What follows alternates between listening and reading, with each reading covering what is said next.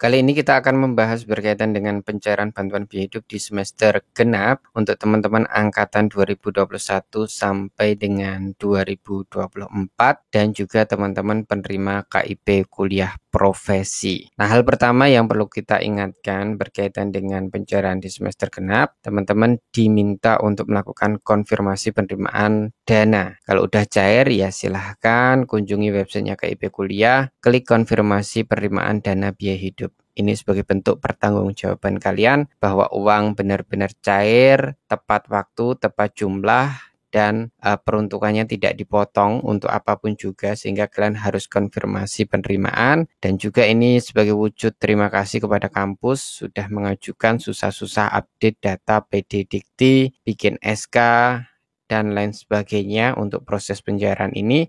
Maka wajib teman-teman yang merasa udah cair segera konfirmasi penerimaan dana biaya hidup di websitenya KIP kuliah. Kalau teman-teman ada yang belum cair, segera konfirmasi ke kampus masing-masing untuk diusulkan pencairan di semester ganjilnya.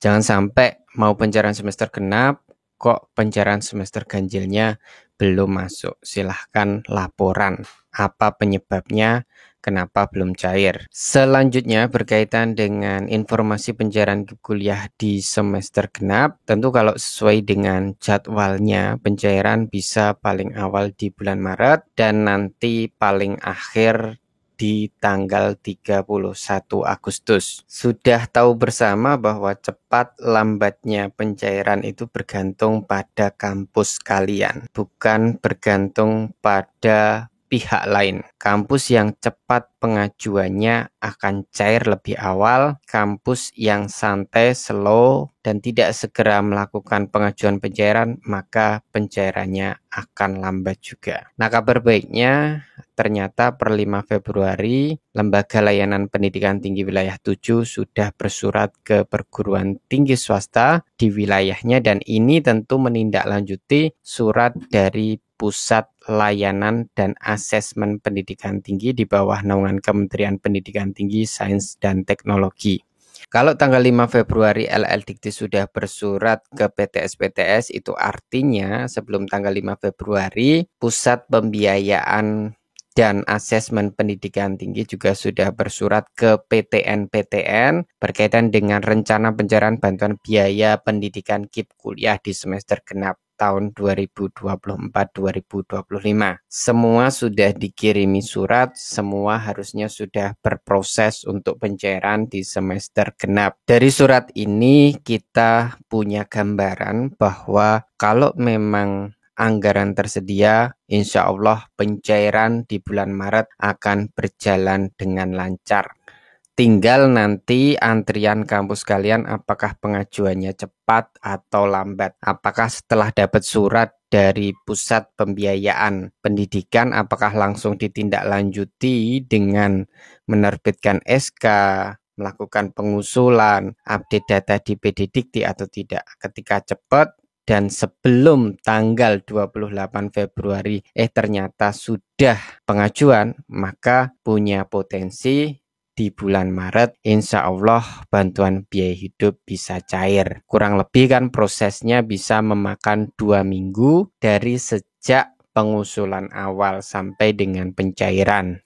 Katakanlah ketika kita buat video ini tanggal 15 Februari, ternyata di tanggal 17 Februari udah pengusulan. Maka di minggu pertama Maret itu punya potensi cair bantuan biaya hidupnya. Tapi kampus kalian kayaknya nggak secepat itu. Kalau lihat surat dari LL Dikti Wilayah 7, ini banyak hal gitu ya, berkaitan catatan-catatan yang perlu dilengkapi oleh perguruan tinggi swasta, surat-surat gitu ya, untuk proses pencairan. Kalau di perguruan tinggi swasta kan prosesnya PTS ke LL Dikti nanti kalau sudah approve, selesai, baru nanti Pusat Pembiayaan Layanan Pendidikan Tinggi, baru kemudian uang dicairkan. Kalau PTN kan langsung dari PTN langsung ke Pusat Pembiayaan Pendidikan Tinggi. Nah, dari surat LL Dikti ini paling lambat 28 Februari. Artinya ada tenggat waktu kalau bisa diusulkan secepat-cepatnya atau selambat-lambatnya 24 Februari dan LL Dikti bisa memproses paling lambat 28 Februari, insya Allah bisa ikut cair di bulan Maret. Selain dari surat LL Dikti wilayah 7, ini juga ada surat dari LL Dikti wilayah 4, ini tertanggal 11 Februari. Jadi ini diminta untuk melakukan koordinasi internal di kampus, khususnya antara operator KIPK dengan operator PD Dikti. Karena untuk pencairan semester kemarin itu yang terkendala di update data PD Dikti. Kampus yang mahasiswa KIP kuliahnya banyak, tentu update PD Diktinya ini akan butuh waktu yang agak lama. Pencairan semester ganjil ongoing diwajibkan agar seluruh mahasiswa ongoing penerima KIP kuliah harus terdaftar valid dan secara benar terdata aktif pada PD Dikti dengan isian kartu riwayat studi KRS, kemudian aktivitas kuliah mahasiswa AKM dan kemajuan IPK yang sudah terdata di PD Dikti pada semester aktif. Bagi yang belum valid maka kemungkinan akan terkendala proses pencairan otomatis tidak bisa diusulkan.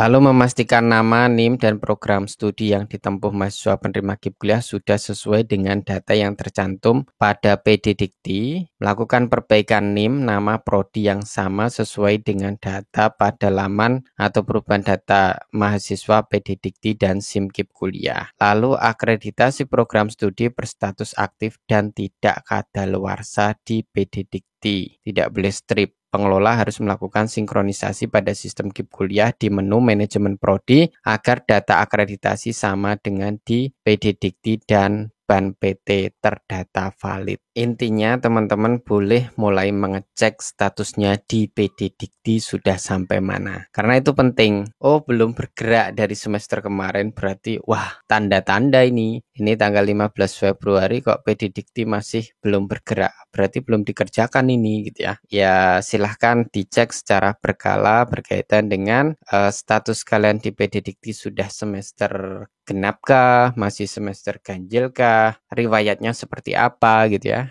KRS-an kalian sudah update atau belum, silahkan dicek sendiri-sendiri karena ketika cepat ya bisa cepat pencairannya, ketika lambat ya bisa lambat gitu. Kalau surat dari LL Dikti wilayah 4 ini ditunggu paling lambat 28 Februari. Itu kira-kira update terbaru berkaitan dengan pencairan KIP kuliah di semester genap. Semoga tidak terkendala berkaitan dengan blokir yang bisa saja masih dilakukan di Kementerian Keuangan berkaitan dengan efisiensi anggaran ini. Kita berdoa bersama semoga yang jelek-jelek bisa dibatalkan dan pencairan ini bisa berjalan lancar.